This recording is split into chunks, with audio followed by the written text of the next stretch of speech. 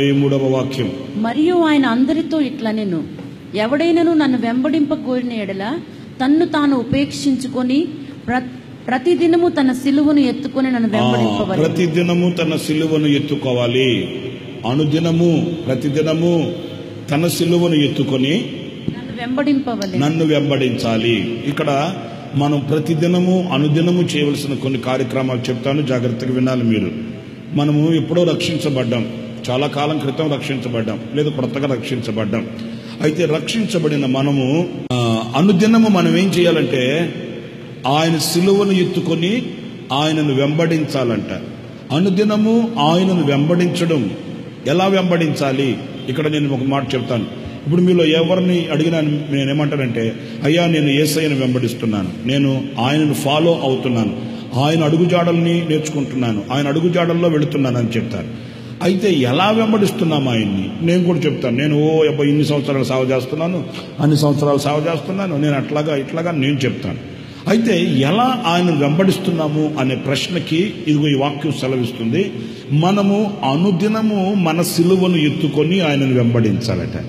అంటే అనుదినము ఆయన సిలువను ఎత్తుకోవడం, ఆయన సిలువను అనుదినము మోయడం, ఆయన సిలువను అనుదినం మన భుజస్కంధాల మీదకి మనం తీసుకోవడం. ప్రియ దేవుని బిడ్డలారా, అనుదినము అనే విషయంలో మనం గమనిస్తే ప్రతిదినం, నిన్న మొన్న ఆనాడు అని కాదు, కానీ ఈనాడు రేపు కూడా మనం ఏం చేయాలంటే ఒక సిలువను మనం మోయాలి. అంటే ప్రతిదినము ఆ సిలువ యొక్క భారాన్ని మనం భరించాలి. మనం అనుదినం ఆ సిలువ త్యాగాన్ని మనం అవలంబించాలి. అనుదినం ఆ సిలువ యొక్క ప్రత్యక్షతను మనం చూడాలి. అనుదినం ఆ సిలువ యొక్క ఆ యొక్క కర్తవ్యాన్ని మనం నెరవేర్చాలి. దైవజనుడు పౌలు చెప్పాడు, సిలువ వార్త నశించుచున్న వారికి అది వెర్రితనంగా ఉంటుంది. ఏది? మనము అనుదినం సిలువను మోయడం, ప్రతిదినం సిలువను సహించడం, ప్రతిదినం ఆ సిలువ నీడలో బ్రతకడం, ప్రతిదినం ఆ సిలువను ఆశ్రయించడం. సిలువ అంటే అది సులువైనది కాదు. సిలువ అనంటే అది ఆనందం కాదు. సిలువ అనంటే అది ఎలాంటిదంటే ఒక భారభరితమైనది. యేసుక్రీస్తు సిలువలో వేలాడుతున్నప్పుడు ఆయన బాధ్యత నెరవేర్చాడు. అర్థమవుతుందా? ఆయన దేవుని చిత్తాన్ని నెరవేర్చాడు, ఆయన భారాన్ని భరించాడు. అంతేకాదు, ఆయన సిలువలో అనేకులను క్షమించాడు. ఈ అనుభవాలే సిలువ అనుభవం. సిలువ అనుభవం అంటే ఏదో చెక్క సిలువ ఒకటి జయించేసుకొని ఆ చెక్క సిలువ భుజాల మీద పెట్టుకొని మనం తిరగమని కాదు.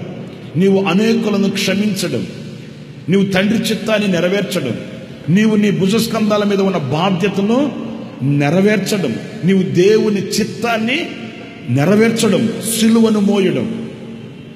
కొందరు దేవుని చిత్తాన్ని నెరవేర్చరు. అంటే అర్థం ఏంటంటే వాళ్ళు అనుదినము సిలువను ఎత్తుకోవట్లేదు, అనుదినం సిలువను మోయట్లేదు. కొందరు కుటుంబపు బాధ్యతలు, వాళ్ళ మీద వాళ్ళకున్న బాధ్యతలు నెరవేర్చరండి. దేవుడు వాళ్ళ భుజస్కంధాల మీద పెట్టిన బాధ్యతను యేసుప్రభు సిలువలో వేలాడుతూ కూడా ఆయన బాధ్యతను నెరవేర్చాడు. అమ్మా, ఇదిగో నీ కుమారుడు, ఇదిగో నీ తల్లి అని తనకు జన్మనిచ్చిన ఆ తల్లిని గురించిన బాధ్యత విస్మరించలేదు. అలాగే తండ్రి, లేఖనములు నెరవేరునట్లు ఇదిగో నేను దప్పిక కొనుచున్నాను, నీ చేతికి నా ఆత్మను అప్పగించుకొనుచున్నాను అని లేఖనములను నెరవేర్చాడు. దేవుని చిత్తాన్ని నెరవేర్చాడు. సిలువను మోయడం అంటే ఏంటి? మూల కూర్చొని మూలుగుతూ ఉండమని కాదు, లేకపోతే భారభరితమైన సిలువను మోయాలి అని దృశ్యంగా ఒక భారాన్ని నెత్తి మీద పెట్టుకుని తిరగమని కాదు. చాలా మందికి సిలువను మోయడం అంటే తెలియదు, సిలువను సహించడం అంటే తెలియదు. నీవు ఏనాడైతే నీవు నీ భుజస్కంధాల మీద పెట్టిన బాధ్యతను నీవు భరిస్తావో, నెరవేరుస్తావో, దేవుని చిత్తాన్ని నీవు నెరవేరుస్తావో, అలాగే అనేకులను క్షమించగలిగిన మనస్సును ధరించుకుంటావో, అలాగే మరి ఆ యొక్క దేవుని చిత్తాన్ని నెరవేర్చిన ఆ అడుగుజాడల్లో నడుస్తావో, దేవుని వాక్యం అంటుంది అతడు దేవుని యొక్క చిత్తాన్ని నెరవేరుస్తున్నాడు, బాధ్యతలు నెరవేరుస్తున్నాడు, అతడు క్షమించే మనస్సు కలిగిన వాడు అని ఎప్పుడైతే అనేకులు నేను గుర్తించగలుగుతారో అప్పుడు నీవు సిలువను మోస్తున్న వ్యక్తివి అనడానికి నిదర్శనం. ఈ రోజున నా ప్రియమైన దేవుని బిడ్డలారా, మన హృదయాలలో ఎన్నో వాంఛలు, ఎన్నో హృదయంలో ఆశలు, కోరికలు ఉద్భవించవచ్చు. మరి ఉద్భవించినప్పుడు ఇది దేవుని చిత్తానుసారమైనదా కాదా? ఇది నా బాధ్యతలు నెరవేర్చుకోవడానికి దోహదపడేదా కాదా? ఇది నేను అనేకులను క్షమించే సమయమా కాదా? అర్థమవుతుందండి? ఇవన్నీ మనం ఆలోచించి ఆ రీతిగా మనం అడుగుజాడల్లో మనం ముందుకు వెళ్ళినప్పుడు, మనం ముందుకు సాగినప్పుడు ఆ సిలువను అనుదినం మోస్తున్న వారం అవుతాం. అంతేకాదు, దేవుని వాక్యంలో వ్రాయబడిన మాట, సిలువను ఆయన సహించాడట. ఎందుకు సహించాడు అంటే, అదిగో ఆయన ఎదుట ఉన్న ఆనందము కొరకై. హెబ్రీ పత్రిక 12వ అధ్యాయం 2వ వాక్యం. ఆయన తన ఎదుట ఉంచబడిన ఆనందము కొరకై, ఆయన తన ఎదుట ఉంచబడిన ఆనందము కొరకై అవమానమును నిర్లక్ష్యపెట్టి, గమనించండి, అవమానములను ఆయన పట్టించుకోలేదు. సిలువను సహించి దేవుని సింహాసనము యొక్క కుడి పార్శ్వమున ఆసీనుడై ఉన్నాడు. ఇప్పుడు మరలా ఆ వాక్యం చదువుతారు, జాగ్రత్తగా వినండి. ఆయన తన ఎదుట ఉంచబడిన ఆనందము కొరకై. ఇప్పుడు నాకు చెప్పండి, ఆయన ఎదుట ఏముందంటండి? చెప్పండి వాళ్ళు తెరిచి. ఆయన ఎదుట ఏముందండి? ఆనందం ఉంది. ఈ ఆనందము కొరకై అవమానమును నిర్లక్ష్యపెట్టి, అవమానాలు ఎన్నో వచ్చాయి. ఇప్పుడు నేను మిమ్మల్ని ఒక ప్రశ్న అడుగుతున్నా, పైకి తలెత్తున్నాను చూడండి. అవమానములు ఎన్నో వచ్చాయి. ఎవరికి వచ్చాయి అవమానాలు? నోళ్ళు తెరిచి మాట్లాడండి. ఎవరికి వచ్చాయి అవమానాలు? యేసయ్యకు వచ్చాయి. యేసయ్యకే అవమానాలు అంటే ఆయన ఏ పాపం చేస్తే వచ్చే అవమానాలు? నేను నిందల గురించి చెప్పట్లా, అవమానాలు. అర్థమవుతుందా? ఇప్పుడు నేనున్నాను అనుకోండి, ఇప్పుడు నేను ఏదైనా దుర్భాషలు ఆడాను అనుకోండి, అప్పుడు నాకేమొస్తుంది? అవమానం వస్తుంది. ఎందుకు వచ్చింది అవమానం? నేను దుర్భాషలు ఆడాను కనుక అవమానం వస్తుంది కదా. ఎవరిదైనా బైక్ తీసుకుని వెళ్ళి అమ్మేశాను అనుకో, నేను మీ బైక్ ఏదన్నా ఎవరిదైనా తీసుకెళ్ళి అమ్మేశాను అనుకో, అప్పుడు ఏమంటారు? నన్ను పాస్టర్ అయ్యుండి ఆ పనులు చేయించా, దుర్మార్గుడు. అవమానం వస్తుంది. మరి నేను చేసిన దానికి అలాగ అవమానం వచ్చింది. మరి యేసయ్య ఏం చేస్తే వచ్చింది అవమానం? మనమేమనుకుంటున్నాం? నాకెందుకు వచ్చింది అవమానం? నేనేం చేయలేదు కదా, నేనేం అక్రమం చేయలేదే, నేనేం పాపం చేయలేదే, నేను ఎవరికి కీడు చేయలేదే, మరి నాకెందుకు వచ్చింది అవమానం అంటే, సిలువ నీతో మాట్లాడుతున్న మాట, ఏమీ చేయని నీకే అవమానాలు కలుగుతాయి. నిన్ను అవమానపరుస్తారు. అర్థమవుతుందా? వాక్యం ఏం చెప్తుందంటే, ఆయన తన ఎదుట ఉంచబడిన ఆనందము కొరకై ఎన్నో అవమానాలు వచ్చాయి, ఎన్నో నిందలు వచ్చాయి, ఎన్నో కష్టాలు వచ్చాయి, ఎన్నో నష్టాలు వచ్చాయి. ఆయన ప్రేమించిన వాళ్లే ఆయనను దూరం చేసేసుకున్నారు. ఆయన ప్రేమించిన వాళ్లే ఆయనకు దూరం అయిపోయారు. ఆయన ప్రేమించిన వాళ్లే ముద్దు పెట్టి అప్పగించే ఘోరమైన నీచమైన కీడు చేశారు ఆయనకి. కానీ అవన్నీ ఆయన లెక్క చేయలేదంటండి, కుమిలిపోలేదంటండి. నేను అవమానం ఎందుకు పొందుకోవాలి? నేనేం చేయలేదు కదా, ఏం చేయను, నాకెందుకు వచ్చింది? ఇక దేవుడు లేడు, గీవుడు లేడు, బైబిల్ లేదు, గీబుల్ లేదు, చర్చి లేదు, గిర్చి లేదు, పాస్టర్ లేడు, గెస్టర్ లేడు, ప్రార్థన లేదు, కీర్తన లేదు అని నోటుకొచ్చినట్టు మాట్లాడాల. ఎందుకంటే అట్లా మాట్లాడుతున్నారు మీరంటే? ఏంటంటే అందరేమో బాగానే ఉన్నారు, తాగుబోతోళ్ళు బాగానే ఉన్నారు, జూదగాళ్ళు బాగానే ఉన్నారు, అక్రమాలు చేసేవాళ్ళు బాగానే ఉన్నారు, అన్యాయాలు చేసేవాళ్ళు బాగానే ఉన్నారు, వడ్డీ వ్యాపారాలు చేసేవాళ్ళు బాగానే ఉన్నారు, కొంపలు కూల్చేవాళ్ళు బాగానే ఉన్నారు. నేను ఏం చేయకపోతే నాకు అవమానం వస్తుందండి. యేసుక్రీస్తు చెప్తాడు, సిలువ మనకు బోధిస్తుంది ఈ రోజున ఏంటంటే, నీవు నీ ఎదుట ఉన్న ఆనందము కొరకై ఈ సిలువను నీవు మోయాలి. అది ఎప్పుడు మోయాలి? అనుదినము మోయాలంట. అందరు చెప్పండి, ఎప్పుడు మోయాలండి? నిన్న మోసానయ్యా, అయ్యా నా నిందలు అవమానాలు తొలగిపోయినాయి బాబా అనకూడదు. అవి ఈనాడు వచ్చినా అంగీకరించడానికి మనం సిద్ధంగా ఉండాలి. రేపు అవి మన మీదకి రావడానికి సిద్ధంగా ఉన్నా మనం అంగీకరించడానికి సిద్ధంగా ఉండాలి. ఎందుకంటే ఇది ఒకనాడుతో ముగించే అనుభవం కాదు, ఇది ఒకనాడుతో మనం ప్రక్కన పెట్టే అనుభవం కాదు, కానీ ఇది మనం అనుదినము భరించవలసిన, మోయవలసిన సిలువ. ఆమేన్, ఆమేన్. నేను నా అంటే దృశ్యంగా నేను చూసిన విషయాలు చెప్తున్నాను. యేసన్న నా ఆత్మీయ తండ్రి దైవజనులు యేసన్న గారు ఆయన చనిపోయేంత వరకు ఎన్నో అవమానాలు పొందాడు ఆయన. మరి యేసు ప్రభు ఆయన కుటుంబీకులే, ఆయన ఇంట్లో వాళ్ళు ఏమన్నారు తెలుసా? వాడు ప్రార్థన చేస్తే దయ్యాలు పోతున్నాయి. ఎందుకు పోతున్నాయి అంటే, వాడు బయలుజూలు దేవత పట్టినోడ్రా, దయ్యాలు పట్టినోడ్రా అన్నారు. ఎవరిని చెప్పరేంటి? ఎవరిని? యేసు ప్రభునే అన్నారండి. ఎవరన్నారు? తెలియనోళ్ళు కాదు, బయటోళ్ళు కాదు, వాళ్ళ ఇంట్లో వాళ్ళే అన్నారు. యేసు ప్రభు ఇంట్లో వాళ్ళు ఏమన్నారంటే, అతడు బయలుజూలు దేవత పట్టినాడు, దయ్యాలు పట్టినాడు, అందుకే దయ్యాలు అతనికి లోబడుతున్నాయి అంటే యేసు ప్రభు ఏమీ వాళ్ళని చెప్పించలేదండి. పనికి మాలిన వాళ్ళారా, నాకు దయ్యం పట్టిందంటారా అన్నారా? ఇప్పుడు మిమ్మల్ని ఎవరన్నా దయ్యం పట్టిందానా అన్నారనుకో, మిమ్మల్ని ఊరుకుంటారా? ఒకవేళ అప్పుడు దాకా పట్టకపోయినా అప్పుడు పడుతుంది దయ్యం. మిమ్మల్ని ఊరుకో, మీరు అనుకుంటారు నన్ను అన్నారనుకో, ఎవరన్నా ఇప్పుడు దయ్యం పట్టినోడు అన్నారనుకో, నన్ను నా మనసు ఎంత కష్టపడుతుంది, ఎంత బాధపడుతుంది. కానీ యేసయ్య నా మాట అంటే ఆయన ఏం ఫీల్ అవ్వలేదు, ఎందుకంటే ఆయన భుజం మీద సిలువ ఉంది. ఆ సిలువను ఎందుకు భరిస్తున్నాడంటే ఆయన ఎదుట ఉన్న ఆనందం కొరకు. ఇవన్నీ మనకు లెక్క కాదు, ఇవన్నీ మనకు భాగ్యం కాదు, మన ఎదుట ఒక ఆనందం ఉంది. ఏంటి ఆ ఆనందం అంటే, చదువు మా వాక్యాన్ని.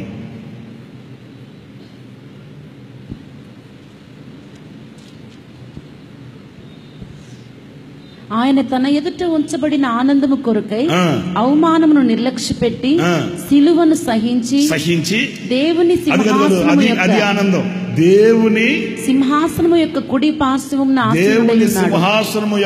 పార్శ్వమున ఆసీనుడై ఉన్నాడు. దానికోసమండి ఈ సిలువ. దేనికోసమండి చెప్పండి, అందరు నోళ్ళు తెరిచి చెప్పండి. దేనికోసమండి సిలువ? ఆయన సింహాసనము యొక్క కుడి పార్శ్వమున మనం కూర్చోవాలి.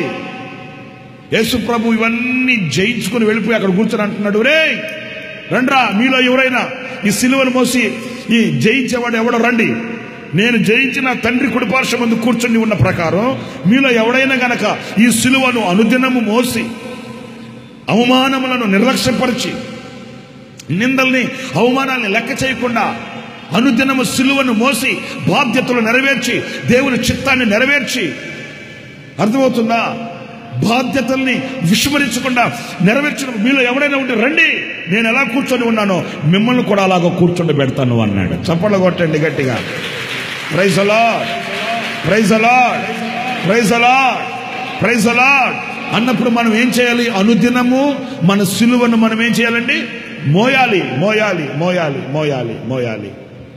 అనుదినము మన బాధ్యతల్ని మనం గుర్తించాలి.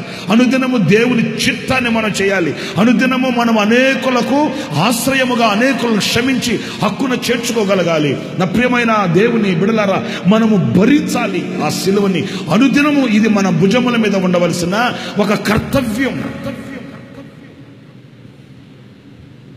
అర్థమవుతుందండి? ఆ సిలువను మనం సహిస్తున్నామా లేదా అని మనం గుర్తించుకొని మనం అనుదినము ఆ సిలువను మనము మోయాలి. రెండవ అనుభవం చెప్తాను. సామెతల గ్రంథం 8వ అధ్యాయం 30వ వాక్యం. నేను ఆయన యొద్ద ప్రధాన శిల్పినై అనుదినము సంతోషించుచు నిత్యము ఆయన సన్నిధిని ఆనందించుచుంటి. ఏం మాట్లాడు బాబాయ్. నేను ఆయన యొద్ద ప్రధాన శిల్పినై అనుదినము సంతోషించుచు నిత్యము ఆయన సన్నిధిలో నేను ఆనందించుచుంటిని. స్తోత్రం చెప్పండి, ఆమెన్ చెప్పండి. 2 చెప్పమన్నానుగా. బంపర్ ఆఫర్ డబల్ ధమాకా చెప్పు. ఆమెన్ చెప్పండి, స్తోత్రం చెప్పండి. బాగుంది. నా ప్రియమైన సహోదరులారా, ఇక్కడ అనుదినము ఆయన సన్నిధిలో మనం ఏమవ్వాలంటండి? మనము అనుదినము చేయవలసిన మన కర్తవ్యాన్ని చెప్తున్నాను, జాగ్రత్తగా వినండి. మనము అనుదినము సిలువను మోయాలి. రెండవది, అనుదినము మనము సంతోషించాలి. ఆయన సన్నిధిలో మనం ఏమవ్వాలంటండి అనుదినం. మరి మనం వచ్చేది ఆదివారం ఒక్కరోజే కదా, చెప్పండి. మనం వచ్చేది ఆదివారం ఒక్కరోజే. అది కూడా దేవుడి దేవల్ల పాటలప్పుడు రాము, సాక్ష్యాలప్పుడు రాము, వాక్యంలో కూడా సగంలో వస్తాం. సగంలో వచ్చి చూస్తాం ఎవరు వచ్చారా ఎవరు రాలేదని అని చూసుకొని ఆ వెనకాలను అక్కడ ఎక్కడ దగ్గర కూర్చొని వెళ్ళేటప్పుడు hi hi how are you, okay hi. ధర్మదర్శనం ధర్మదర్శనం రా బాబా. కొంతమంది ఎందుకు వస్తున్నారు మనకు అర్థమై సావదు. వాళ్ళు ఆనందించడానికి వస్తున్నారా, సంతోషించడానికి వస్తున్నారా, ఉత్సహించడానికి వస్తున్నారా, దేవుని వాక్యం చేత బలపరచబడడానికి వస్తున్నారా, దేనికి వస్తున్నట్లు? ఇప్పుడు ఆనందించే వాళ్ళైతే, ఆనందం కొరకు వచ్చేవాడైతే ఆ ఆనందం మరి మిస్ అయిపోతుందేమో నన్ను పరిగిస్తాను. అర్థమవుతుందా? నేను ఆరాధించాలి, స్తుతించాలి, గణపరచాలి, ప్రభువుని మహిమపరచాలి అనుకున్న వాళ్ళైతే అమ్మో టైం అయిపోయిందే, అందరూ ఆరాధిస్తుంటారేమో, ఆనందిస్తుంటారేమో, నాకు ఆ ఆనందం పోతుందేమో అని ఆతృత పడతారు. మీరు ఆనందం కొరకు వచ్చిన వాళ్ళ, ఆశీర్వాదం కొరకు వచ్చిన వాళ్ళ, మళ్ళీ ఆనవాయితీగా ఆచారంగా వచ్చిన వాళ్ళ? 100కి ఈ రోజున ఇంచుమించు 25 పాళ్ళు ఆచారంగా వచ్చేవాళ్లే కనబడుతున్నారు. ఆనందం కొరకు వచ్చేవాళ్ళైతే, సంతోషం కొరకు వచ్చేవాళ్ళైతే, ఆయన సన్నిధిలో నేను అనుదినము సంతోషించాలి అనే ఆ యొక్క భావన, బాధ్యత కలిగిన వాళ్ళైతే ఆ ఆనందాన్ని జార విడుచుకోవడానికి వాళ్ళు సాహసం చేయరండి. ఆ ఆనందాన్ని పోగొట్టుకోవడానికి వాళ్ళు మరి అంగీకరించరండి. హల్లెలూయా చెప్పండి గట్టిగాను, హల్లెలూయా, హల్లెలూయా, హల్లెలూయా, హల్లెలూయా. ఇగో ఈరోజు ఒక్కరోజు మాత్రమే రేషన్ కార్డు మీద అందరికీ ఒక్కొక్కరికి ఒక 10 నూనె కేజీ అంటారా, లీటర్ అంటారా, 10 కేజీలు, ఒక 10 కేజీలు నూనె అంతేరా? 10 లీటర్ల నూనె కాదా? సరే, 10 కేజీల నూనె మీ కార్డు మీద ఇస్తారు అని అన్నారనుకో, టైం పెట్టి, ఏది ఉదయం 10 గంటల నుండి 12 గంటల వరకు వచ్చిన వాళ్ళందరికీ 10 లీటర్లు, మరి 12 గంటల నుంచి వచ్చిన వాళ్ళకి 5 లీటర్లు అన్నారనుకో, మీరు 10 లీటర్లకి వెళ్తారా, 5 లీటర్లకి వెళ్తారా? అసలు మా దుండి తీసుకెళ్ళి ఆడబడుకుంటారు రాత్రులు. ఎందుకంటే దాన్ని జార విడుచుకున్నవాడు ఎవడన్నా ఉన్నాడా? మరి 10 లీటర్ల దానికే మీరు మెగ్గు చూపిస్తారే, మరి దేవుని సన్నిధిలో ఉన్న సంపూర్ణమైన సంతోషాన్ని పొందుతున్నారా, సగం సంతోషం పొందుతున్నారా? మీరు చెప్పండి. ఇప్పుడు సంపూర్ణమైన సంతోషం అంటే ఏంటి? ఆయన సన్నిధిలో నువ్వు అనుదినము ఆనందించవలసిన ఆ బాధ్యతని నువ్వు విస్మరిస్తే నీకు ఎలా సంపూర్ణమైన సంతోషం కలుగుతుంది? నువ్వు వెళ్ళేటప్పుడు అదే దుఃఖంతో, అదే బాధతో, అదే వేదనతో, అదే మత్సరంతో, అదే ఏదో కొదువుతో నువ్వు వెళ్ళవలసి వస్తుంది. కానీ ఆయన సన్నిధిలో ఉన్న ఆనందం ఎక్కడ అనుభవిస్తున్నావు? ఆయన సన్నిధిలో ఉన్న వాక్యపు ప్రక్షాళన వలన కలిగే ఆ శుభప్రదమైన నిరీక్షణని నువ్వు ఎలా కలిగి ఉంటున్నావు? దేవుని సన్నిధికి వస్తున్నావు, ఆనందిస్తున్నావా? దేవుని సన్నిధికి వస్తున్నావు, హర్షిస్తున్నావా? దేవుని సన్నిధిలో వస్తున్నావు, దేవుని వాక్యం చేత నీ జీవితాన్ని సరిచేసుకోవడానికి ఇష్టపడుతున్నావా? లేదే. మనం అనుదినము ఆయన సన్నిధిలో ఏమవ్వాలంట? గట్టిగా చెప్పండి, ఏం చేయాలంటండి? ఆనందించాలి. ఆయన సన్నిధిలో మనం సంతోషించాలి. మనం ఇక్కడికి వచ్చింది సంతోషించడానికి, ఆనందించడానికి, ఏదో ఊరకనే వచ్చి కూర్చొని అలాగ వెళ్ళిపోవడానికి కాదు. మనం ఆనందించి, సంతోషించి, గంతులు వేసి, హర్షించి, మనకు ఆ యొక్క ఆసక్తి మనలో ఉండాలి. ఆ ఆసక్తి మనలో రగలాలి. ఆయన సన్నిధిలో ఉన్న ఆ సంపూర్ణమైన సంతోషం నా వశం కావాలి, నా సొంతం కావాలి, అది నాకే కావాలి, అది మరొకరికి కాదు, నా కొరకే అన్నప్పుడు ఆ ఆనందం మిమ్మల్ని విడవక ఉంటుంది, ఆ సంతోషం మిమ్మల్ని విడవక ఉంటుంది, ఆ యొక్క ఉత్సాహం మీ హృదయాల్లో ఎప్పుడు తొణికిసలాడుతుంటుంది. హల్లెలూయా చెప్పండి, హల్లెలూయా, హల్లెలూయా. ప్రియులారా, ఒక మాట చెప్తాను, మీరు ఎంత బలహీనులైనా, ఎంత బలహీనతలో ఉన్నప్పటికీ మీరు ఆనందించగలిగితే ఆ బలహీనత మనకు పెద్ద గొప్పదేమీ కాదు. మీకు ఎన్నో ఉండొచ్చు, ఎన్నో బలహీనతలు ఉండొచ్చు, ఎన్నో ఆటుపోట్లు ఉండొచ్చు, ఎన్నో అవాంతరాలు ఉండొచ్చు, అవన్నీ మనకు లెక్క కాదు. కానీ మనము ఆయన సన్నిధిలో అనుదినం సంతోషించాలి, అనుదినం మనం ఆనందించాలి, అనుదినం మనం హర్షించాలి. ఆమేన్. అనుదినము అనంటే ఏదో ఆదివారం ఇక్కడికి వచ్చినప్పుడు మాత్రమే కాదండి. మీ కుటుంబాలలో, మీ ఉద్యోగాలలో, మీ వ్యాపారాలలో, మీ చేతి పనులలో, ఎక్కడైనప్పటికీ కూడా మీరు అనుదినము ఆయన నామమందు మీరు సంతోషించగలిగిన ఆధ్యాత్మికమైన ఆ స్థితికి మీరు రావాలి, మనం రావాలి. హల్లెలూయా. ఒకవేళ చేతికి రాని పిల్లలు ఇంట్లో ఉండొచ్చు, మాట వినని భర్త ఇంట్లో ఉండొచ్చు, మాట వినని భార్య ఇంట్లో ఉండవచ్చు, ఒకవేళ అప్పుల సమస్యలు ఉండవచ్చు. ఇన్ని సమస్యల వలయాలు మన ఎదుట నిలిచి ఉన్నప్పటికీ ఈ ఆనందము ఎదుట అవి ఎన్నదగినవి కాదు అన్నప్పుడు ఆ ఆనందాన్ని మనం జారవిడుచుకోవడం ఎంత అవివేకమైన పని అంటారు. ప్రియా దేవుని బిడ్డలారా, అనుదినం మన సన్నిధిలో, ఆయన సన్నిధిలో మనం వాక్యం చేత ఆనందించాలి, ఆరాధన చేత ఆనందించాలి, ఆయన మేలులను తలంచుకొని ఆనందించాలి, ఆయన మనకు చేసిన ఉపకారములను తలంచి ఆనందించాలి, ఆయన మనకు చేయబోయే కార్యములను తలంచి ఆనందించాలి. ఆమేన్. హల్లెలూయా. అంటే దేవుడు మనకు చేయబోయే కార్యములను బట్టి కూడా మనం ఏమవ్వాలండి? జరుగుతాదో జరగదో, ఇస్తాడో లేదో, వస్తాదో రాదో, ఏంటో అది తలుచుకున్నప్పుడు గుండె దడ వచ్చేస్తుంది, బీపీ రేజ్ అయిపోతుంది, షుగర్ డౌన్ అయిపోతుంది. అబ్బో, ఆనందించాలి. అన్ని విషయాలలో ఆయన చేయబోయే కార్యములను తలంచి ఆనందించాలి, ఆయన చేస్తున్న కార్యములను బట్టి ఆనందించాలి, దేవుని వాక్యాన్ని బట్టి సంతోషించాలి, ఆయన యొక్క మేలును బట్టి సంతోషించాలి. ఈ ఆనందము, ఈ సంతోషము మనం నేర్చుకున్న వారమైతే, మనం అవలంబించుకున్న వారమైతే ఈ లోకంలో కలిగే అల్పకాల శోధనలు ఎన్నతగినవి కానే కాదండి, కానే కాదండి, కానే కాదండి. హల్లెలూయా, హల్లెలూయా చెప్పాలి. హల్లెలూయా. మీకు ఎప్పుడైనా దుఃఖంగా బాధగా ఉంటే నేను ఒక మాట చెప్తున్నాను, వినండి. స్తుతిగానమే పాడనా, జయ గీతమే పాడనా, నాధారమై ఉన్న యేసయ్యా నీకు కృతజ్ఞుడనై. అబో అబో ఇప్పుడు పాడతారు అందరూ. ఇక దెబ్బతో సాపా గేప నీళ్ళ బుడ్డి గీళ్ళ బుడ్డి ఎట్టబోద్దు మనకు తెలియదు. ఇక లేచి అమ్మే సాపదే. ఇప్పుడు దాకా బాగానే ఉన్న ముసలిదాన్ని ఏమొచ్చింది? వచ్చిందే శక్తే, అంతే అంతే. ఆల్టర్నేటివ్ వెతుక్కోవాలి, అంతే కదా. ఓ చలి గడగడ గడగడ చలి పుట్టి వర్షం వస్తుంది అనుకోండి, అప్పుడు నన్ను కూల్ డ్రింక్ తాగుతాడు ఏంటి? దానికి యాంటీ ఏంటి? దానికి యాంటీ ఏంటి? వేడి వేడి టీ తాగితే అప్పుడు బలంగా. కృంగిన మదిని నింగికెత్తే శక్తి కలిగిన జీవపు మాటలు, పాటలు పాడండి, ఆనందించండి, సంతోషించండి, ఆరాధించండి. హల్లెలూయా, హల్లెలూయా, హల్లెలూయా. ఏమైనా నీకు అభ్యంతరకరంగా నిందలో, అవమానాల్లో, కష్టాల్లో, చేతికి రాని కష్టార్జితం వల్ల కృంగుతున్నాం అనుకో, కంగారు పడకండి.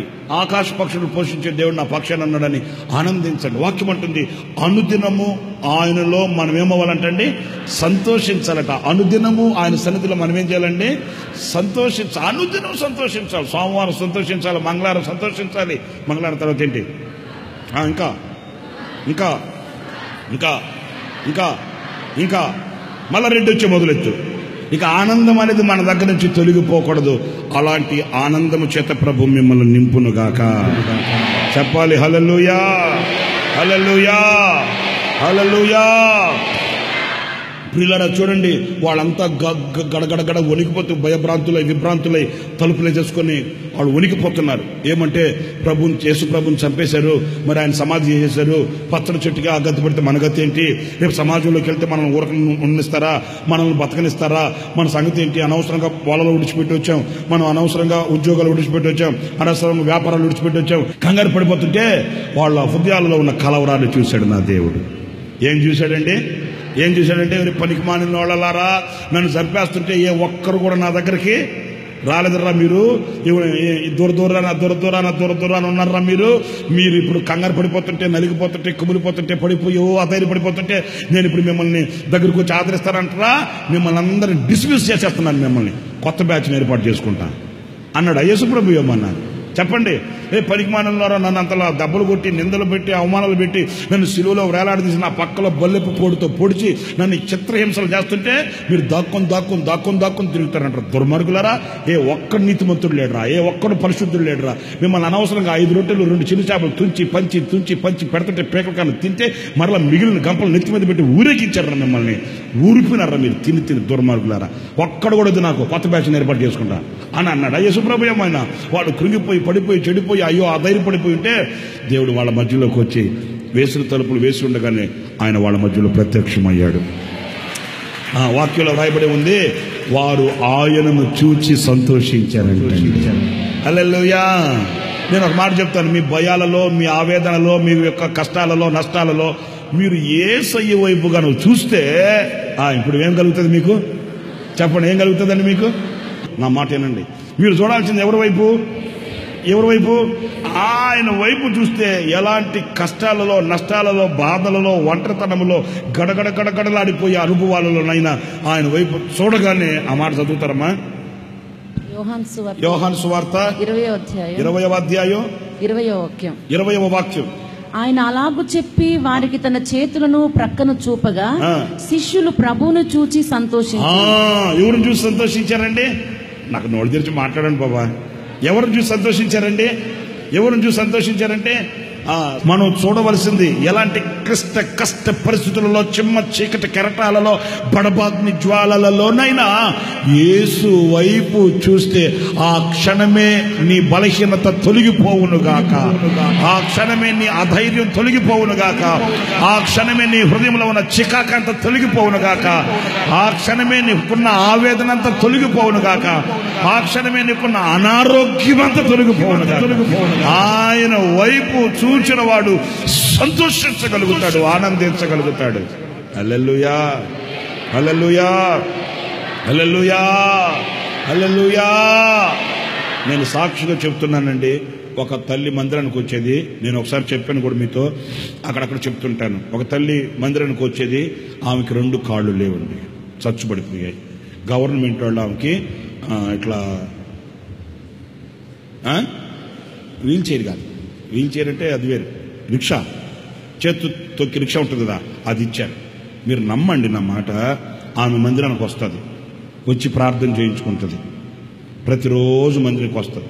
నేను ఆమె పాపం పేదరాలండి, భర్త చచ్చిపోయాడు, ఒక చిన్న కొడుకు ఆమెకి. నేను అప్పుడు సేవ చేసేటప్పుడు వాడికి ఎన్నాళ్ళు 12-13 సంవత్సరాలు ఉంటాయి. ఒకే ఒక కొడుకు, అద్దిల్లో తీసుకుని అద్దింట్లో ఉంటుంది ఆమె. సరే, ఆమెకు పెద్ద ఇదేమీ లేదండి. ఆమె ఇంటి ముందు ఒక బడ్డీ కొట్టు. ఆ బడ్డీ కొట్టు ఏంటి, చిన్న పిల్లకాయలకి కావాల్సిన చాక్లెట్స్, బిస్కెట్స్, చిన్న చిన్న సామాన్లు పెట్టుకుని ఆ బడ్డీ కొట్టు జరుపుకుంటూ పోషించబడుతుంది, కొడుకుని చదివించుకుంటుంది. పేదరాలండి. ఆమె మందిరికి వస్తుందండి, రోజు వచ్చి ప్రార్థన చేసుకుని వెళ్తుంది.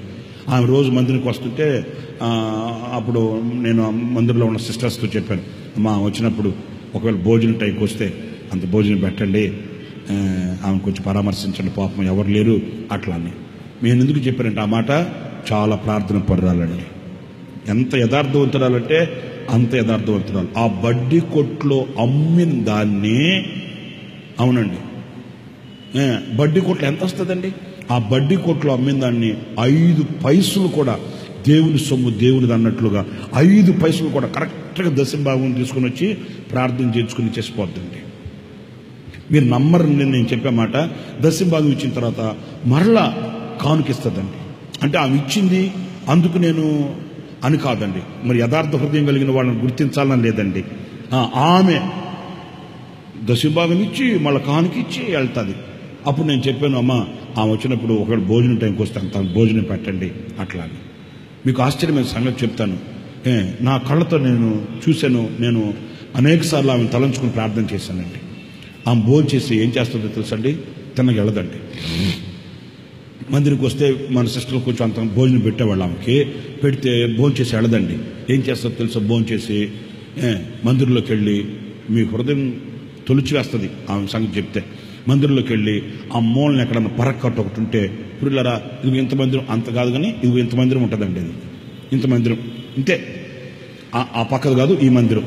ఈ మందిరం అంతా 2 కాళ్ళు లేని చచ్చుబడిపోయిన ఆమె దోక్కుంటూ మందిరం అంతా ఊడ్చి వెళుతుందండి.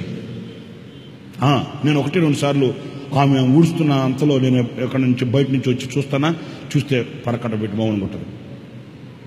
అప్పుడు నేనే 2-3 సార్లు వెళ్ళి, మా నీకు ఎందుకు వచ్చిన గొడవ, అక్కళ్ళు ఉన్నారు కదా వాళ్ళు చేసుకుంటారులే, మన విశ్వాసాలు వస్తారు వాళ్ళు చేస్తారులే అంటే, అట్లాగైనా అంటది. నన్ను అటు గదిలోకి బానిచ్చి మళ్ళీ మందిరం అంతా ఊడుస్తుందండి. ఒకరోజు ఇట్లాగే మధ్యాహ్నం పూట నేను ఎక్కడికో వెళ్ళొచ్చాను.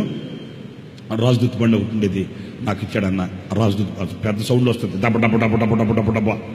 ఆ బండి సౌండ్ని పరక్కడ పెట్టి మౌనం కూర్చొని ఉంది. నేను చూసా, అక్కడ దాకా సగం దాకా చిమ్మింది. నన్ను ఆ బండి సౌండ్ని అమ్మ అన్న వస్తున్నాడు అనుకున్నాము, పరక్కడ పెట్టి మౌనం ఉంది. అప్పుడు నేను బండి స్టాండ్ వేసి వచ్చి, నీకు చెప్పాను కదా, ఎందుకు నీకు ఈ పనులు, వాళ్ళు చేసుకుంటారులేమ్మా, కాసేపు ప్రార్థన చేసుకోపో అట్లా అంటే, ఆమె అన్న మాట నాకు ఇప్పుడు గుర్తుందండి. కళ్ళ నిండా నీళ్లు పెట్టుకొని అనింది, అన్నా మందిరంలో అంత అన్నం తిన్నానన్నా, దేవుడు అన్నం. ఆమె అన్న మాట ఇప్పటికి చెప్తున్నానండి, నాకు ఇప్పుడు మర్చిపోను. ఆమె అన్న ఇదే మాట, అన్న దేవుని మందిరంలో దేవుడు అన్నం ఇంత తిన్నానన్నా, దేవుని మందిరంలో తిన్న ఆ అన్నానికి నేను న్యాయం చేసి వెళ్తానన్నా, పరిచయం చేసి వెళ్తానన్నా. ఆ గుండె చొల్లు మనిందండి. అన్న మందిరం ఓడవద్దని అనద్దన్నా, అంత అన్నం తిన్నాను కదన్నా, రుణం తీర్చుకుంటుందన్నా అనింది. నేను అన్నాను, చీ అట్లని కాదమ్మా, నేను మరోలో అనట్లేదు, ఎందుకు నువ్వు బలహీనరాలు కదా, అట్లా అంటే పర్లేదన్నా, నాకు దేవుని మందిరంలో పరిచయం చేసినప్పుడు కలిగే ఆనందం నాకు లోకంలో ఎక్కడ కలుగుతుందన్నా, ఎక్కడ వస్తుందన్నా సంతోషం. అట్లా నా ప్రియమైన దేవుని బిడ్డలారా, చూడండి, మనం దేని యందు సంతోషించాలి, దేని యందు ఆనందించాలి. ప్రభువుని చూస్తే మనకు బలహీనతలు ఉండొచ్చు. మరి కాళ్ళు 2 పని చేయలేని ఆమె బలహీనతలు చూడట్లే. ఏం చూస్తుంది? దేవునిని చూస్తుంది. 2 కాళ్ళు పడిపోయి సచ్చుబడిపోయి దోక్కుంటూ ఉన్నామే, ఆమె బలహీనతలు చూడ. మనకు అన్ని ఉన్నా ఏదో ఒకటి తెచ్చిపెట్టుకుంటాం అక్కడ. ఎందుకు? సాకు. అర్థమవుతుందా? మరి దేవుని సన్నిధికి రావడానికి మనకి ఎన్ని ఆటంకాలు, ఏ ఆటంకాలు చెప్తున్నాం? 2 కాళ్ళు సచ్చుబడిపోయినామే, అంత అన్నం తిన్నానయ్యా దేవుని మందిరంలో, ఆ అన్నానికి నేను న్యాయం చేయాలయ్యా, రుణం తీర్చుకుంటానయ్యా అంటే దేవుడు మనకి ఎన్ని మేలులు చేశాడండి. మరి వాటికి ఏం రుణం తీర్చుకుంటున్నామంటే మనం ఏం చేయగలుగుతున్నామండి? నా ప్రియమైన దేవుని బిడ్డలారా, వాక్యం అంటుంది మనం అనుదినం ఏమవ్వాలట చెప్పండి? అనుదినం సంతోషించాలి. అనుదినం సంతోషించాలి. దేన్ని బట్టి? అబ్బా, ఈరోజు బంపర్ ఆఫర్ తగిలింది నాయనా, బోనస్ వచ్చిందయ్యా, జీతం వచ్చింది, దాని గురించి కాదు. దేవుడు నీకు చేసిన మేలును బట్టి సంతోషించాలి, దేవుడి వాక్యాన్ని బట్టి సంతోషించాలి, దేవుడికి నీకు చేయబోయే మేలును తలంచుకొని స్తుతించాలి, ఆనందించాలి. అంతేకాదు, ప్రభువును చూచి మనం సంతోషించాలి. హల్లెలూయా, హల్లెలూయా. నా ప్రభుని కృప చూచినా నాటి నుండి నన్ను నేనే మరచిపోతినే. హల్లెలూయా, చెప్దాం గట్టిగా, హల్లెలూయా. కనుక నా ప్రియ సహోదరులారా, ఎలాంటి ఇరుకు ఇబ్బందులలోనైనా, ఎలాంటి కటిక చీకటి గాఢాంధకారములోనైనా నీ దుడ్డు కర్రయు నీ దండం నన్ను ఆదరిస్తుంది, నేను నీ యందు ఆనందిస్తాను అనే ఆనందం అనుదినము మనలో ఉండాలి. ఆయన సన్నిధిలో అనుదినం మనం సంతోషించాలి. ఆ కృప మనందరికీ ప్రభువు అనుగ్రహించును గాక. దుఃఖము నిట్టూర్పు ఎగిరిపోవును గాక. మీ దుఃఖ దినములు సమాప్తమగును గాక. ప్రభు మీ కన్నిటిని నాట్యముగా మార్చును గాక. మనము యేసు వైపు చూద్దాం, ఆనందించి సాగుదాం. ఇంకొక మాట చెప్తా, చెప్పనవద్దా? ఇంకొక మాట చెప్తా, చూడండి. ఆ మాట కూడా అపోస్తలుల కార్యాల గ్రంథం 17వ అధ్యాయం. అపోస్తలుల కార్యాల గ్రంథం 17వ అధ్యాయం 11వ వాక్యం. వీరు దెస్సలోనికలో ఉన్న వారి కంటే గనులై ఉండిరి గనుక, దెస్సలోనికలో ఉన్న వారి అందరికంటే గనులై ఉండిరి గనుక ఆసక్తితో వాక్యమును అంగీకరించి, వినండి, ఆసక్తితో వాక్యమును అంగీకరించి పౌలును శీలయును చెప్పిన సంగతులు, పౌలు శీల అంటే దైవజనులు చెప్పిన సంగతిని అలాగున్నవో లేవోనని ప్రతిదినము లేఖనములు పరిశోధించుచు వచ్చిరి. అనుదినము ఏం చేశారటండి? లేఖనములు చెప్పండి. అనుదినము లేఖనములను అనుదినము. దేవుని వాక్యానికి మనకున్న సహవాసం ఏంటి చెప్పండి నాతో? దేవుని వాక్యానికి నీకున్న బంధం ఏంటో చెప్పండి నాతో? దేవుని వాక్యానికి నీకున్న ఆ యొక్క క్లోజ్ ఫెలోషిప్, ఆ ఐక్యత ఏంటో నాకు చెప్పండి. మనకు ఒకే ఒక వాక్యం తెలుసు, ఇంకే వాక్యం మనకు తెలియదు. యెహోవా నా కాపరి. చూసారా, కరెక్ట్ చెప్పారు. ఆ వాక్యం ఒక్కటి తప్ప ఇక వేరే వాక్యంతో మనకు పరిచయం లేదు. ఇప్పుడు ఒకవేళ నేను ఓబద్య గ్రంథం అన్నాను అనుకో, చుట్టుపక్కల చూస్తుంటారు, ఏమ్మా ఓబద్య గ్రంథం పక్కన ఉండదు, బైబిల్లో ఉంటుంది. అదే సూత్రాలే ఉండయా, ఏందమ్మా నువ్వు చూసి పక్కన చూస్తున్నావు? బైబిల్లో చూడు. బైబిల్లో చూడాలంటే పక్కన చూడాలిగా. ఆమె ఎడమవైపు బైబిల్ చేస్తుంటే ఈ కూడా ఎడమవైపు తిప్పుతుంది, ఆమె కుడివైపు చూస్తుంటే ఈ కూడా కుడివైపు తిప్పుతుంది, ఆమెకు అర్థం కాక బైబిల్ మూసేస్తే ఈ కూడా మూసేస్తుంది. నిజం. కొంతమంది దొంగ చూపులు చూస్తుంటారు. ఎందుకంటే ఆ ఓపద్య గ్రంథం ఎక్కడుంటో తెలియదుగా. అంటే దేవుని వాక్యానికి వాళ్ళకున్న సహవాసం అదే కదా. మీ అందరు బైబిల్ పైకెత్తి చూపించండి, నాకు చూపించండి, బైబిల్ చూపించండి. ఇది ఏం వాక్యం? ఇది జీవవాక్యం. జీవవాక్యం. నిన్ను జీవింపజేసే వాక్యమే వదులుకుంటే నువ్వు మరణంతో పెనవేసుకుని ఉన్నట్టు కదా. ఇది ఏ వాక్యం? ఇది జీవవాక్యం, నిన్ను జీవింపజేసే వాక్యం. నిన్ను బ్రతికించే వాక్యం, నీలో ఒక జీవాన్ని పుట్టించే వాక్యం, నీ ప్రాణానికి నెమ్మదిచ్చే వాక్యం, నీ యావత్ జీవితంలో ఆయన యొక్క శక్తిని ప్రభావితం చేసే సత్యవాక్యం ఇది. ఈ వాక్యాన్ని నువ్వు చేత్తో పట్టుకో రావడానికి సిగ్గుపడితే నీవు జీవాన్ని కాలదనుకుంటున్నావు అన్న మాట వాస్తవం. ఈ వాక్యానికి నీకున్న సహవాసం ఏంటి చెప్పండి నాతో. నువ్వు రోజు అనుదినము వాక్యం దగ్గరికి వెళ్ళి ఆ వాక్యాన్ని పరిశోధించే వ్యక్తివైతే ఆ వాక్యం నిన్ను విడువక ఆదరిస్తుంది. వాక్యం నిన్ను విడువక బలపరుస్తుంది. వాక్యం నీ కృంగిన స్థితిలో నీ చేతబట్టి పైకి లేపి వెన్ను తడుతుంది. నేనున్నా నీతో వెళ్ళు, చీకటిలో నీకు వెలుగు పుడుతుంది. హల్లెలూయా. నేనున్నా నీకు వెళ్ళు, నీ శత్రువులని నీ పాదాల దగ్గరకు తీసుకుని వస్తాను, వెళ్ళు. ఏది ఈ వాక్యముతో నీకు సహవాసం ఉంటే నువ్వు బైబుల్ తీసేదే కిస్మిస్కి అయిపోయా, నువ్వు బైబుల్ తీసేదే యేసు ప్రభు వచ్చిన ఈస్టర్కి అయిపోయా. నీకు ఏం సహవాసం ఉంటే నీకు ఆదరణ కలుగుతుంది? వాక్యం నిన్ను ఏమని నిన్ను బలపరుస్తుంది? ఏంటండి వాక్యం నిన్ను ఏమని నిన్ను ఉద్ధరిస్తుంది? వాక్యం ఏమని నీకు జీవాన్ని ఇస్తుంది? వాక్యానికి నీకున్న సహవాసం ఏంటి? అయ్యో నేను వాక్యం వినాలి. ఈరోజు ప్రార్థనలు ఎక్కడ జరుగుతున్నాయి, కోటాలు ఎక్కడ జరుగుతున్నాయి, కొంచెం కష్టమైన త్వరగా వంట చేసి పక్కన పెట్టేసుకొని ప్రార్థనకి వెళుదాం, వాక్యం వినేసి వద్దాం, వాక్యాన్ని పరిశీలిద్దాం, వాక్యాన్ని ధ్యానం అనే ఆసక్తి లేకపోయా మరి వాక్యం నీకు ఎలా ఆదరణ కలిగిస్తుంది?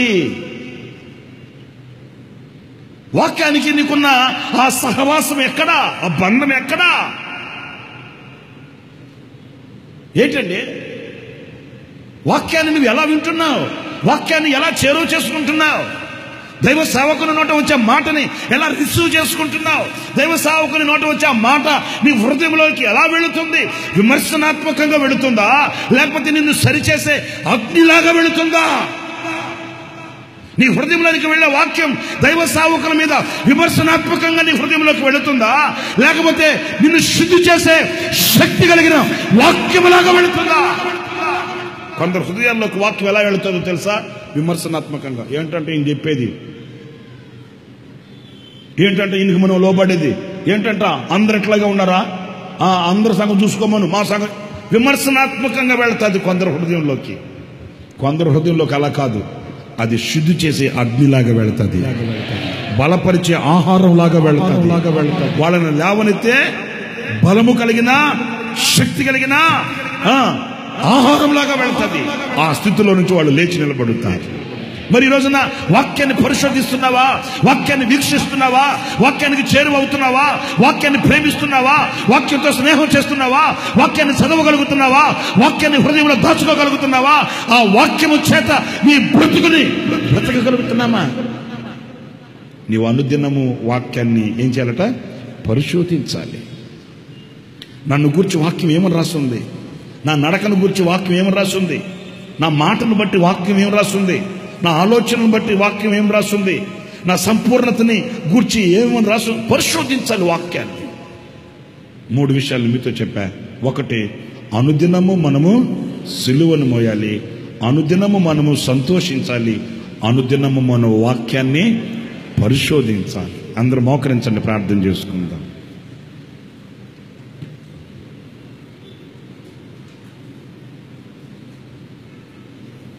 Thank you lord. ప్రభువా నీకు స్తోత్రం నాయనా. మన బలహీనతలన్నీ ఒప్పుకుందాం. సిలువను మోస్తే నువ్వు ఆయనను చూడాలి, ఆయనను చూస్తూ నువ్వు సిలువను మోయాలి, ఆయనను వెంబడించాలి. ఆయనను చూడని నీ పరుగు వ్యర్థమవుతుంది. ఆయనను గుర్తించని నీ బ్రతుకు గుడ్డితనమవుతుంది. ఆయన తన ఎదుట ఉన్న ఆనందము కొరకై, తన ఎదుట ఉన్న ఆనందము కొరకై. ఏంటి ఆయన ఎదుట ఉన్న ఆనందం? ఆయన ఎదుట ఉన్న సంతోషం ఏంటి? తండ్రి కుడి పార్శ్వమునందు ఆయన ఆసీనుడై ఉన్నాడు. ఆ ఆనందము కొరకు అనుదినము సిలువను మోస్తూ వచ్చాడు. అనుదినము సిలువను మోస్తూ వచ్చాడు. సిలువ మన జీవితానికి విలువ. సిలువే మన జీవితానికి సింహాసనానికి తీసుకుని వెళ్లే మార్గం. సిలువ లేనిదే సింహాసనము లేదు. మనం అనుదినము మన సిలువను మోయాలి, అవమానములను మోయాలి, నిందలను మోయాలి. ఎన్ని ఉపద్రవాలు వచ్చినా మనము మోయాలి. అలసిపోకూడదు, సొలసిపోకూడదు, సొక్కిపోకూడదు. సిలువలో మనము విలువను పొందుకోవాలి.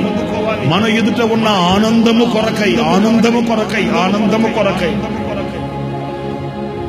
నా ప్రియ దేవుని బిడ్డలారా, ఆయన అవమానములను పొందాడు. ఆయన ఏ కీడు చేయలేదు, ఏ పాపము చేయలేదు, ఏ దోషం ఆయన దగ్గర లేదు. అయినప్పటికీ ఆయన మన కొరకై ఆయన సిలువను సహించాడు, భరించాడు. ఆయన ఎదుట ఉన్న ఆనందాన్ని చూశాడు. యేసుక్రీస్తు యొక్క శిష్యులు ఎంతో బలహీనతలో ఉన్నప్పటికీ, అధైర్యంతో నలిగిపోతున్నప్పటికీ వాళ్ళు ఆయనను చూచి ఆనందించారు. నీవు ఎవరిని చూచి కృంగిపోతున్నావు? నువ్వు ఎవరిని చూచి నిరసిల్లిపోతున్నావు? నువ్వు ఎవరిని చూచి అధైర్యపడుతున్నావు? నువ్వు ఎవరిని చూచి నీ విశ్వాసపు యాత్రలో వెనకంజ వేస్తున్నావు? నీవు చూడవలసింది నీ ఎదుట నిలిచిన నీ ప్రాణప్రియుడైన యేసయ్యను మాత్రమే. నీవు చూడవలసింది నీ కన్న తండ్రి అయిన యేసయ్యను మాత్రమే. నిన్ను ధైర్యపరచగలిగిన దేవుడు, నిన్ను బలపరచగలిగిన దేవుడు, నిన్ను పైకి లేవనెత్తి నీ వెన్ను తట్టి నడిపించగలిగిన శక్తి కలిగిన దేవుని వైపు నీవు చూడాలి. నీవు అనుదినము సంతోషించాలి. ఆయన నీతో మాట్లాడే మాటను బట్టి సంతోషించు. ఆయన నిన్ను నడిపించే పవిత్రమైన మార్గాన్ని బట్టి సంతోషించు. ఆయన చేసే ఉపకారములను బట్టి సంతోషించు. ఆయన చేయబోయే కార్యములను బట్టి సంతోషించు. పలు విధములుగా శోధనలు నిన్ను కమ్ముకొనిన ఆ వేళలలో ఆయన నిన్ను ఆదరించే ఆదరణను బట్టి సంతోషించు. Thank you God, Jesus.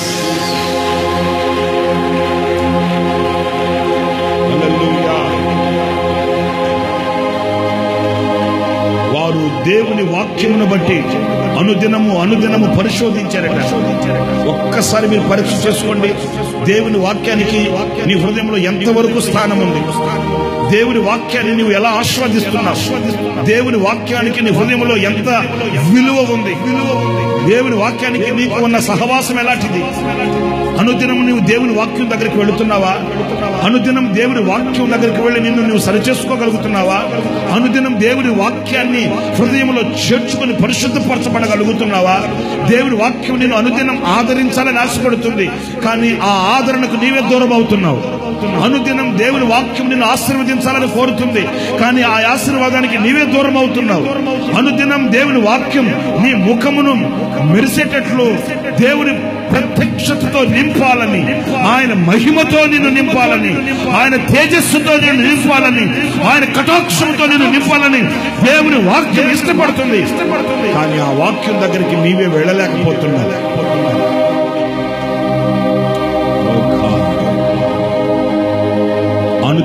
అనుదినము ఏదో ఆనాడు చేశాను, ఈనాడు చేశాను కాదు. ఈనాడు నీవు చేయాలి, రేపు చేయాలి. నీ జీవిత కాలమంతయు నీవు అనుదినము ఆ కార్యములు చేయగలిగిన వాడవు కావాలి.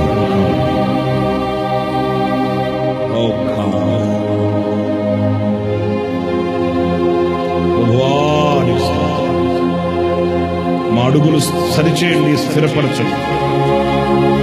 దీవెనకరమగు మార్గాలలో మమ్మల్ని నడిపించండి.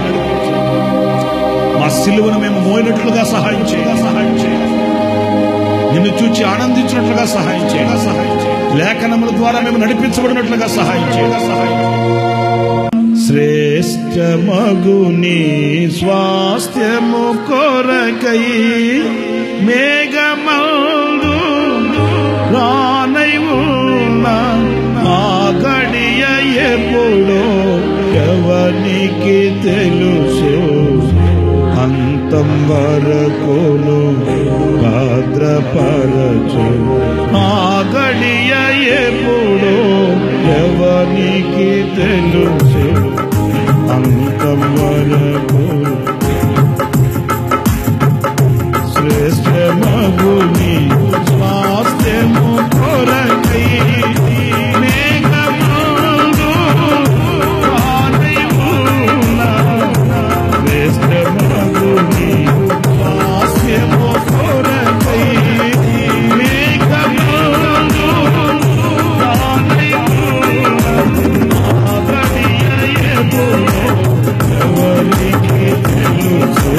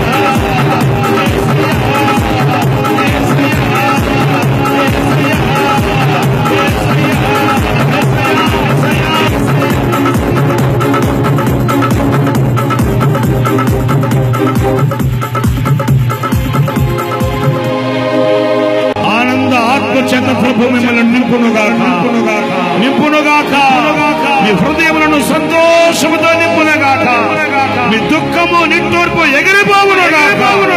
కృప కలుగునుగాక. కృప కలుగునుగాక. కృప కలుగునుగాక.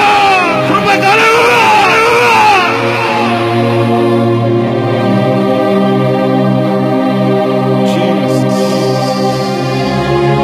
అలాగే అందరూ మీ చేతులు పైకెత్తి అనుదినము ఆయన సిలువను మోయడానికి, అనుదినము ఆయనను చూచి ఆనందించడానికి, అనుదినము వాక్యముతో సహవాసం చేయడానికి మిమ్మల్ని మీరు సమర్పించుకొని మీ చేతుల పైకెత్తి ప్రార్థన చేసుకోండి. ప్రార్థన. పరిశుద్ధుడైన తండ్రి, ఆశ్చర్యకరుడాని స్తోత్రం. ఈ ఉదయకాల ఆరాధనను ఇంతవరకు ఆశీర్వదించి మీ ఉన్నతమైన నామమును మహింపరచుకున్నందుకైనా స్తోత్రం. మహామహిమతో మీరు మా మధ్యలో ప్రత్యక్షమై అనుదినము మేము చేయవలసిన వాటిని ప్రభువా మీ ద్వారా కలిగే ఆశీర్వాదాన్ని పొందుకోవడానికి మీరు మాకు నేర్పించినందుకై నిన్ను స్తుతిస్తూ నాన్న తండ్రి, నీ స్తోత్రం. అనుదినము మీ సిలువను మేము మోయుటకు కృప చూపించండి తండ్రి. క్షమించి భారాన్ని భరించి ప్రభువా మీ చిత్తాన్ని నెరవేర్చగలిగి ఆ సిలువను ప్రతి దినము మోయటానికి కృప చూపించండి. మా కొరకై నీవు సిలువను సహించావు ప్రభువా. నీ స్తోత్రం, నీ ఎదుట ఉన్నటువంటి ఆనందం కొరకు నీ అవమానాన్ని నిర్లక్ష్య పెట్టావు తండ్రి.